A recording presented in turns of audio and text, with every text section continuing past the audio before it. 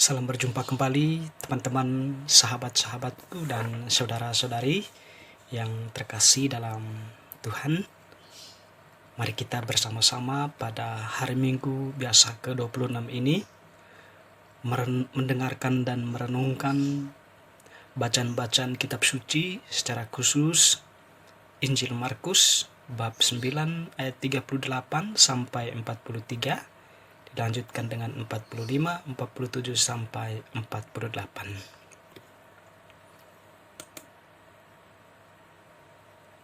Pada suatu hari, Yohanes berkata kepada Yesus, "Guru, kami melihat seorang yang bukan pengikut kita mengusir setan demi nama-Mu. Lalu kami cegah orang itu, karena ia bukan pengikut kita."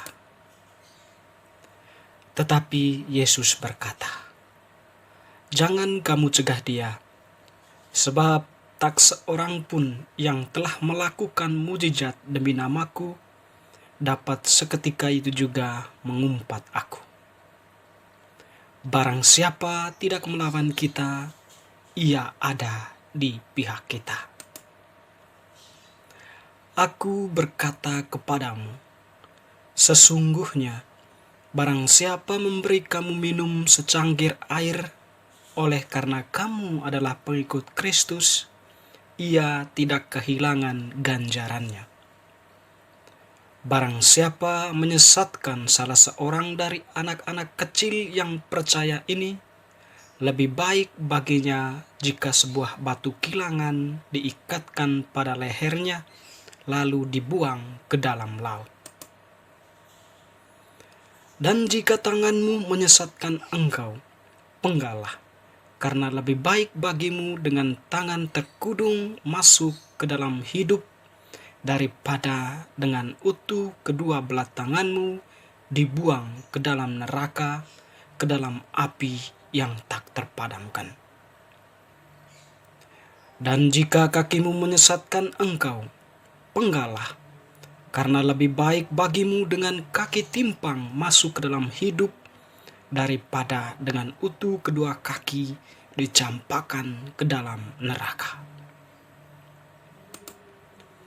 Dan jika matamu menyesatkan engkau, cungkilah, karena lebih baik bagimu masuk ke dalam kerajaan Allah dengan bermata satu, daripada dengan bermata dua dicampakkan ke dalam neraka, di mana ulat-ulat bangkai tidak mati dan api tidak padam."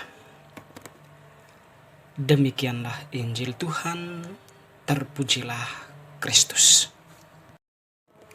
Teman-teman, saudara-saudaraku yang terkasih dalam Tuhan, Injil pada hari Minggu biasa ke-26 ini menampilkan kepada kita bagaimana karya Allah atau karya Roh Kudus tidak hanya berlaku bagi orang-orang yang percaya, tetapi itu berlaku bagi semua manusia, atau boleh kita katakan karya Roh Kudus itu terjadi di dalam diri setiap orang.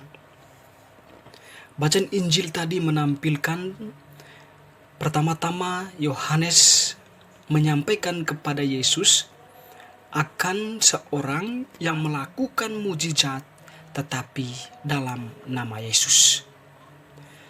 Menarik bahwa tanggapan Yesus terhadap apa yang dikatakan oleh Yohanes tidak serta-merta mengklaim atau tidak serta-merta menghakimi bahwa orang itu perlu disingkirkan atau apa yang dia lakukan tidak layak bagi Allah atau bagi Yesus. Justru Yesus lebih menekankan tindakan orang itu, di mana Yesus mengatakan bahwa orang yang melakukan mujizat walaupun dia bukan pengikutnya, tidak berarti pada saat itu juga dia mengumpat dirinya. Tetapi Yesus menekankan bahwa setiap orang yang dapat melakukan mujizat demi nama-Ku, itu mereka tidak mengumpat Aku, tetapi justru pada saat yang sama mereka sudah menampilkan diri sebagai orang-orang yang percaya kepada Allah Nah, walaupun dalam praktek keagamaannya berbeda atau tidak sejalan dengan apa yang diyakini oleh kita, tetapi apa yang mereka lakukan, tindakan mereka didasarkan pada kehendak Allah, itu merupakan sebuah tindakan yang didorong oleh Roh Kudus. Teman-teman, saudara-saudariku yang terkasih, bacaan hari ini mau memberikan kita pelajaran, atau bacaan hari ini yang dapat kita renungkan adalah pertama-tama bahwa karya Roh Kudus itu senantiasa berkarya di dalam diri setiap orang, entah apapun agamanya. Dan oleh karena itu, perbuatan-perbuatan baik atau mujizat-mujizat yang dilakukan, kemampuan-kemampuan atau talenta-talenta yang dimiliki oleh manusia, yang digunakan untuk kepentingan manusia atau menyelamatkan sesama, itu merupakan suatu bentuk karya Roh Kudus. Dan orang-orang yang tidak percaya kepada Kristus tidak berarti bahwa karya Roh Kudus itu tidak berkarya di dalam diri mereka. Tetapi Roh Kudus nantiasa berkarya di dalam diri setiap orang yang mempunyai niat untuk melakukan hal-hal yang baik atau melakukan kebaikan.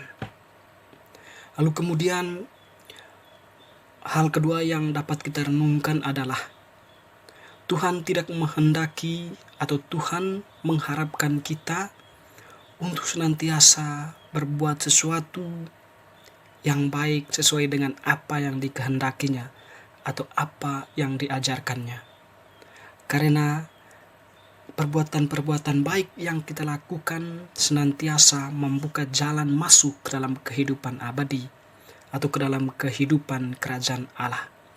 Lebih baik masuk ke dalam kehidupan yang abadi dengan satu tangan, satu kaki, dan satu mata. Yang terpenting adalah kualitas dari diri kita yang sudah menunjukkan kebaikan Allah dalam kehidupan nyata.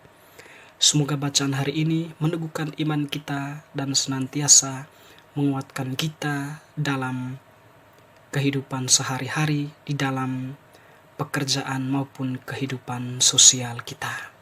Tuhan memberkati. Amin.